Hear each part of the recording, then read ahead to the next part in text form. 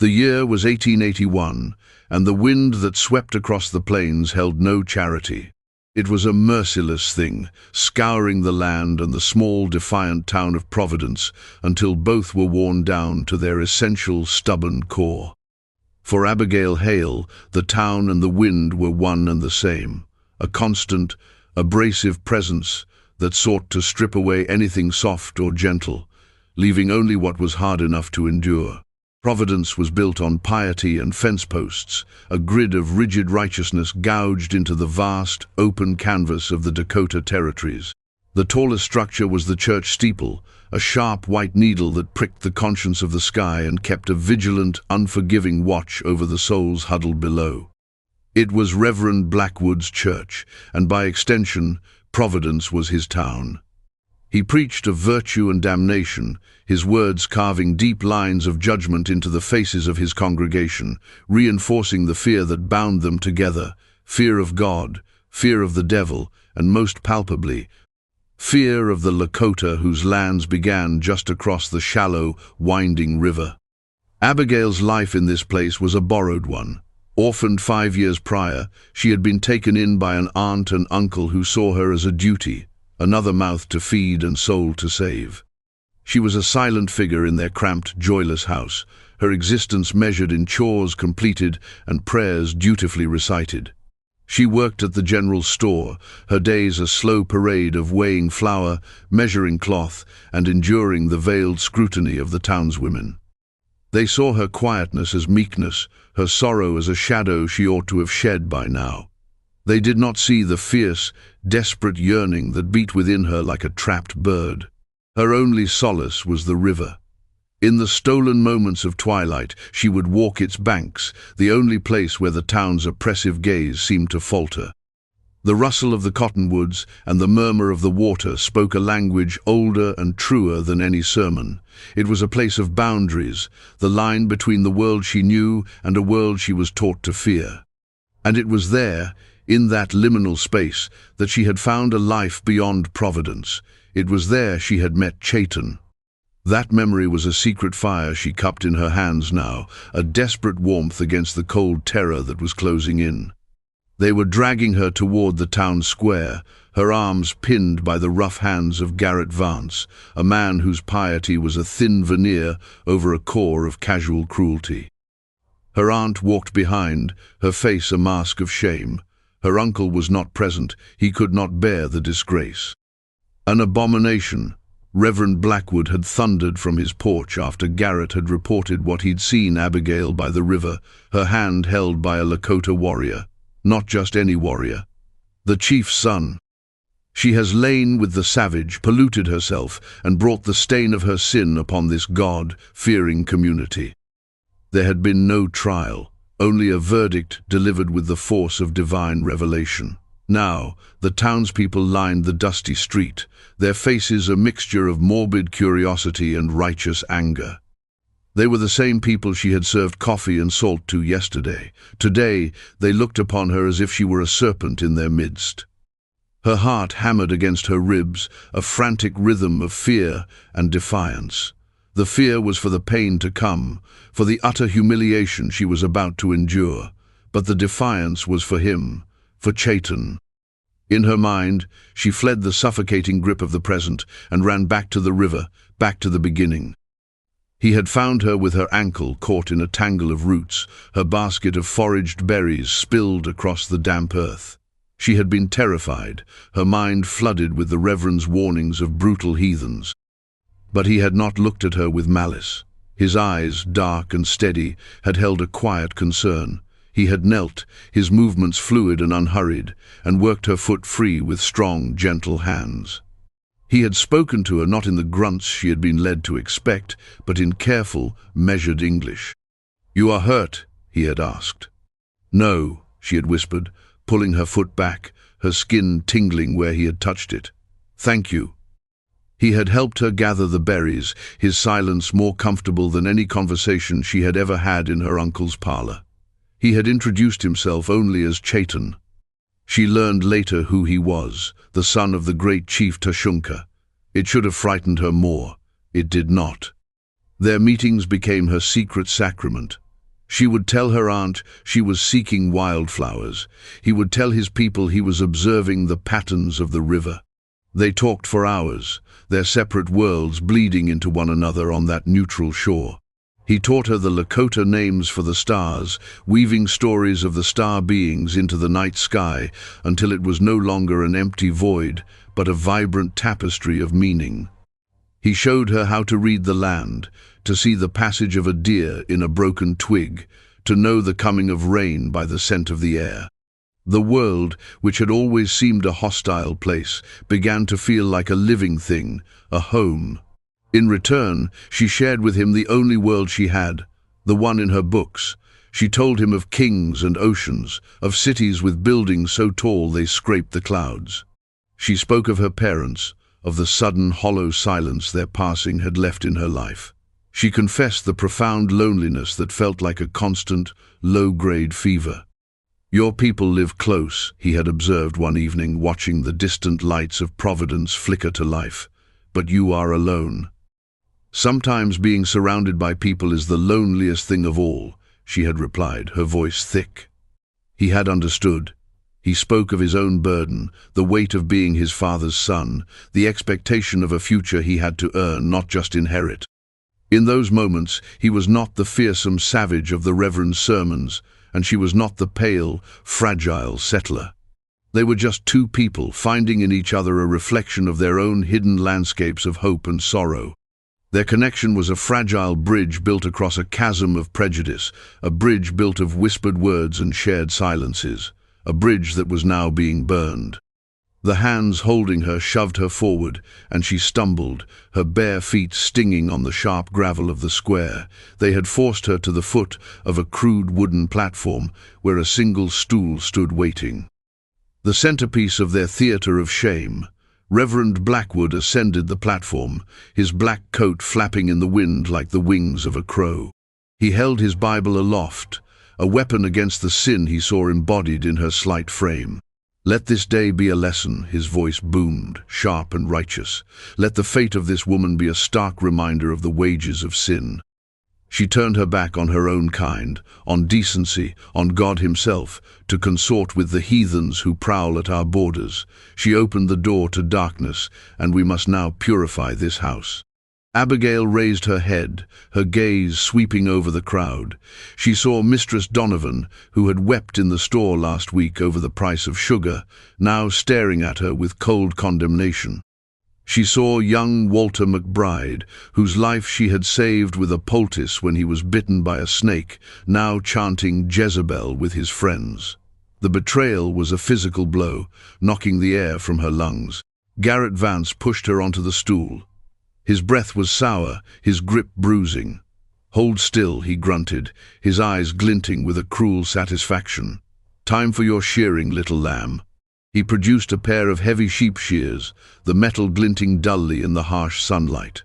A collective gasp, part horror and part thrill, rippled through the crowd. Abigail's hair was her one vanity, a thick, honey-brown cascade that fell to her waist. In her memories with Chayton, it was always loose, the wind catching in it as he tucked a stray strand behind her ear. He had once called it a river of sunlight. She squeezed her eyes shut, trying to retreat to that memory, to the feel of his fingers, gentle and warm. But there was no escape. The cold, unyielding metal touched her neck. A sob, sharp and ragged, tore from her throat.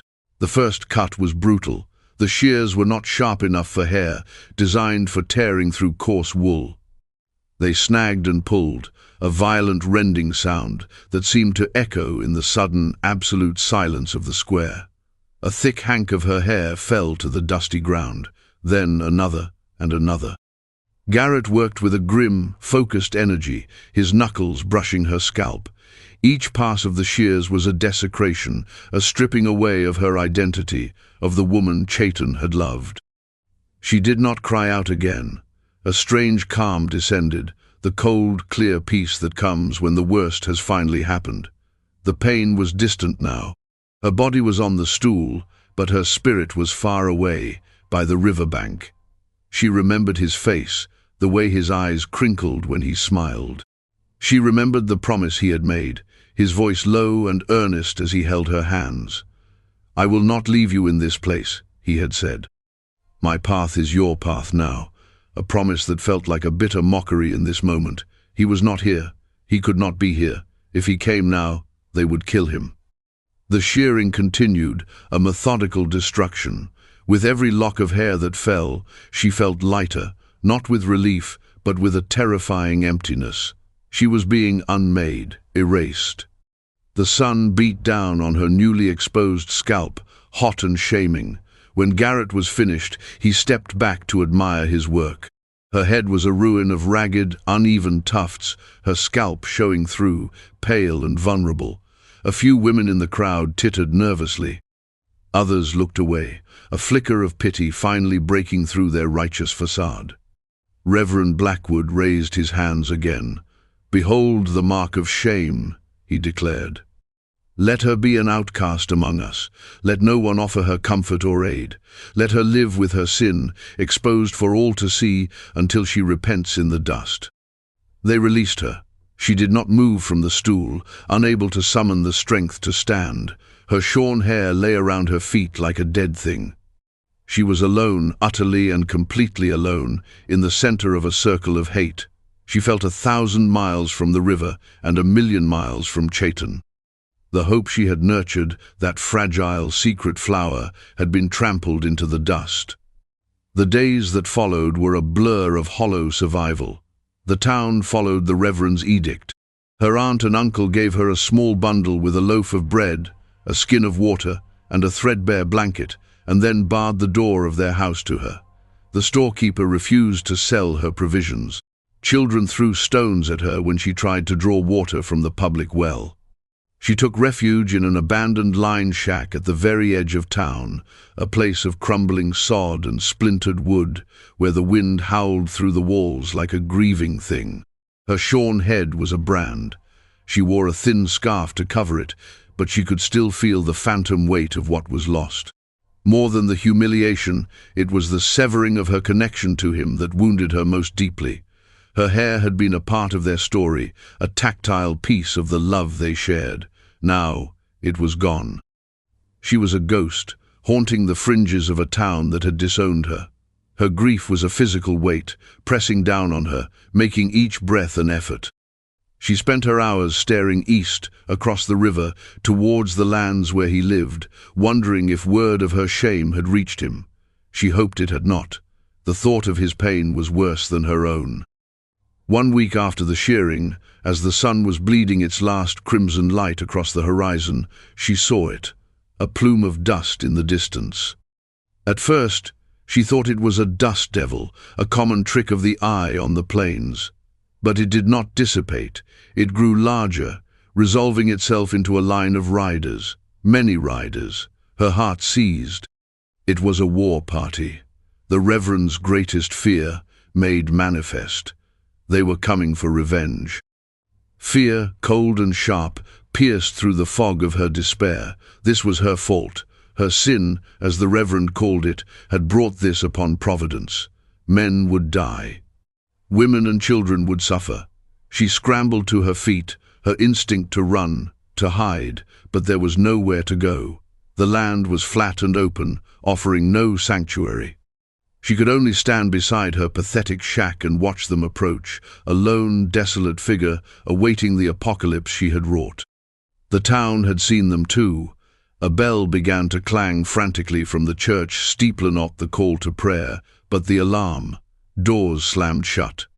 Men with rifles appeared on rooftops, their silhouettes stark against the bruised purple of the twilight sky. The air grew thick with a terrible, silent tension. The land itself held its breath. But as the riders drew closer, Abigail saw that something was wrong with her assumption. They were not riding hard. They moved with a slow, deliberate solemnity, a procession, not an attack. They carried lances, but they were decorated with feathers, not brandished for war. At their head rode 2 figures. One was Chief Tashunka, his magnificent war bonnet a cascade of eagle feathers that bespoke his great authority. And beside him, riding tall and straight, was Chayton. His eyes found her across the 100 yards of open ground that separated them. He did not look at the town, not at the men with rifles, not at the shuttered windows. He looked only at her. His face was a mask of unreadable emotion, but in the depths of his eyes she saw a fire that burned away her fear, replacing it with a wild, incredulous hope. The procession did not ride toward the center of town. They flowed around it, a silent, powerful river of men and horses, and came to a halt before her dilapidated shack. They formed a wide, silent crescent, hemming her in, yet it did not feel like a trap. It felt like a shield. The armed men of Providence watched from their perches, confused and unnerved. This was not the battle they had prepared for. Chief Tashunka remained on his horse, his gaze sweeping over the town with a look of profound, weary disdain. Chaitan, however, dismounted. He handed his reins to another warrior and began to walk toward her. He moved with the same fluid grace she remembered from the riverbank, his moccasins making no sound on the dry earth. He carried no weapon. In his hands, he held something with the reverence of a sacred object. Abigail stood frozen, her heart a wild drum in her chest. The thin scarf she wore on her head suddenly felt like a coward's banner. With a trembling hand, she pulled it off, exposing the ragged ruin of her hair, the raw evidence of her shame. She would meet him without hiding. She would let him see what they had done to her. If he turned from her now, in disgust or pity, she would understand. He stopped a few feet from her.